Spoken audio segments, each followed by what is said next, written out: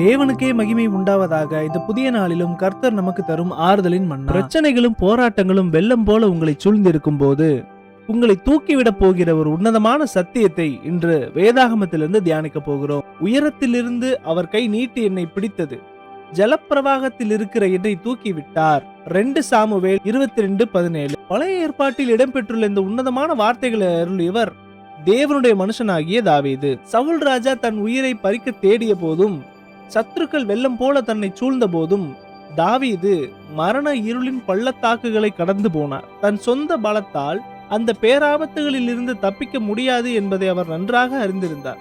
ஆனால் அவர் தம்முடைய உயரமான பரிசுத்த ஸ்தலத்திலிருந்து கை நீட்டி மரண வெள்ளத்தில் மூழ்கி கொண்டிருந்த தன்னை தூக்கி எடுத்தவர் என்ற இந்த உன்னதமான சத்தியத்தை தாவீது தன் அனுபவத்தில் ருசித்தார். சத்துருக்களின் கைக்கு தப்புவித்து கர்த்தர் தனக்கு கொடுத்த விடுதலையை கொண்டாடும் போது இந்த வார்த்தைகளை சொல்லி தாவீது தன்னைத்தானே திடப்படுத்திக் கொண்டார். இன்று உங்கள் வாழ்க்கையிலும் கடன் பாரங்கள், வியாதிகள், குடும்ப பிரச்சனைகள் என்ற ஜலப்பிரவாகம், அதாவது பெரிய வெள்ளம் உங்களை மூழ்கடிக்க பார்க்கிறதா? இதோ உங்களுக்கான சத்தியம். அன்று தாவீதை மீட்டெடுத்த அதே இயேசு இன்றும் மாறாதவராய் இருக்கிறார். அவருடைய கிருபையுள்ள கரம் உங்களை நோக்கி நீட்டப்பட்டிருக்கிறது. மனிதர்கள் கைவிட்டாலும் உங்களுக்குள் வாழும் இயேசு உங்களை மூழ்கி போக விட மாட்டார். ஆபத்துகளில் இருந்து தூக்கி விடுவார். இந்த வாக்குத்தத்தத்தை விசுவாசித்து சோர்வுகளை உதறிவிட்டு உங்களை திடப்படுத்திக் கொள்ளுங்கள்.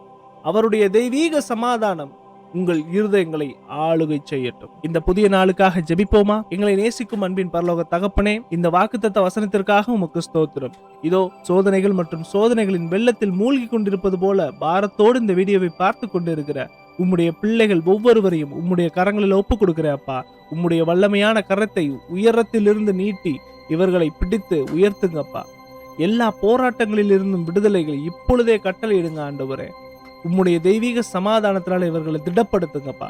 இன்று பிறந்த நாள், திருமண நாள் காண்கின்ற உமது பிள்ளைகளை உமது கருத்தில் ஒப்புக் கொடுக்கிற நீரே இவர்களை ஆளுகை செய்து ஆசீர்வதிப்பீராக. ஸ்கூல் காலேஜஸ்க்கு செல்லக்கூடிய பிள்ளைகளை உங்க கருத்தில் ஒப்புக் கொடுக்கிற போக்கை வரத்தை ஆசீர்வதிங்க.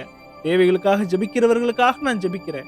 இயேசுவின் வல்ல நாமத்தில் தேவைகள் எல்லாம் சந்திக்கப்படுவதாக முற்றிலுமாய் உமது கருத்தில் ஒப்புக் கொடுக்கிறேன். நீரே இவர்களை பேரு பேராய் ஆசீர்வதிப்பீராக. மீட்பரும் இரட்சகருமாகிய இயேசுவின் வழியாய் ஜெபிக்கிறோம் எங்கள் ஜீவனுள்ள நல்ல பிதாவே. ஆமேன். மாரநாதா.